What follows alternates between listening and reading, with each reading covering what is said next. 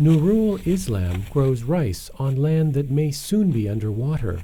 Here along the southeast coast of Bangladesh, climate change-related sea level rise threatens to submerge 1 million hectares of agricultural land and displace 40 million people, many of them farmers like Nurul. There are more storms. They are no longer predictable.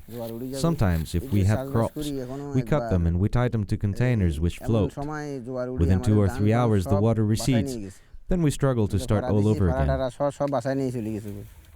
Nurul and his family have already been displaced once. When their farm was washed away 12 years ago, they moved here to this char, or new land, created naturally from layers of silt carried in rivers flowing down into the Bay of Bengal. But after more than a decade on Nolar Char, Nurul and his family still live without electricity and running water, and saltwater intrusion has become a growing threat to his crops. There is no dam, so the high tide floods our land and sweeps away our seedlings. We replace the seedlings, but by the time the season comes to an end, the crop doesn't grow as it should and there is lower yield. In some cases, yields are half of what they should be, and as a result, poverty and malnutrition are growing in coastal communities.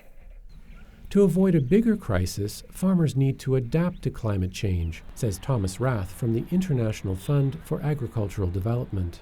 People have to adapt their livelihoods, have to adapt their production patterns, have to adapt the way they generate income to the changing environment.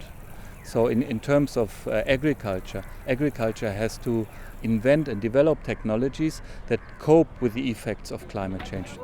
Some of what Rath talks about is happening here, on another accrued patch of land known as Boyer Char. Newly constructed sluices prevent salt water from contaminating freshwater canals, and embankments high enough to hold back a 7-meter rise in sea level trace the coastline. Farmers, too, are being armed with training and new technologies. Anjana Baladas harvests a high-yielding variety of rice specially bred to grow in salinated water. With this variety, we earn more. We can pay for our children's education, and we can also save a bit. Improving farmers' incomes while protecting them from climate change threats is the focus of an ambitious development project involving 6 branches of government and international donors like IFAD. Zanel Abedin is deputy team leader. Many people lost their land 2 times or 3 times even. Now we provided them many protections and they are now saved at least. So far, about 1 million coastal people have been assisted by the project, and now back on Nolar Char, Nurul and his neighbors will soon be among them.